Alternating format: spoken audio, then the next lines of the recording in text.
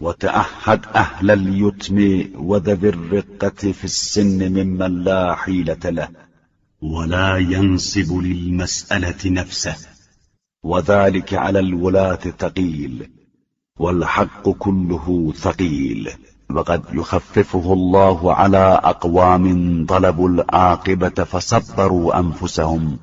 اور یتیموں اور کبیر السن بوڑھوں کے حالات کی بھی نگرانی کرتے رہنا کہ ان کا کوئی وسیلہ نہیں ہے اور یہ سوال کرنے کے لیے کھڑے بھی نہیں ہوتے ہیں۔ ظاہر ہے کہ ان کا خیال رکھنا حکام کے لیے بڑا سنگین مسئلہ ہوتا ہے، لیکن کیا کیا جائے، حق تو سب کا سب ثقیل ہی ہے۔ البتہ کبھی کبھی پروردگار اسے ہلکا قرار دے دیتا ہے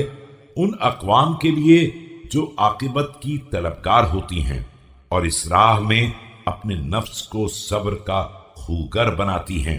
ووثقوا بصدق موعود الله لهم، واجعل لذوي الحاجات منك قسما تفرغ لهم فيه شخصك،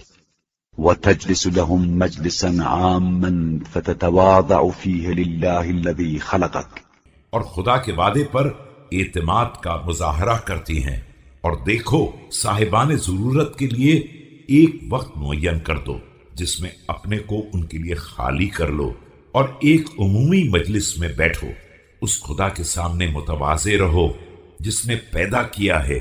وتقعد عنهم جندك وأعوانك من أحراسك بشرتك حتى يكلمك متكلمهم غير متتعتع، اور اپنے تمام نگہبان، پولیس،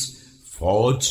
آوان و انصار سب کو دور بٹھا دو تاکہ بولنے والا آزادی سے بول سکے اور کسی طرح کی لکنت کا شکار نہ ہو۔ فإني سمعت رسول الله صلى الله عليه وآله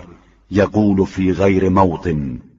لن تقدس أمة لا يؤخذ للضعيف فيها حقه من القوي غير متتعتع، ثم احتمل الخرق منهم ضلعي،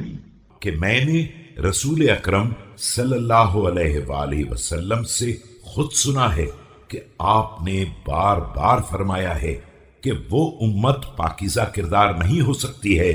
جس میں کمزور کو آزادی کے ساتھ طاقتور سے اپنا حق لینے کا موقع نہ دیا جائے، اس کے بعد ان سے بد کلامی۔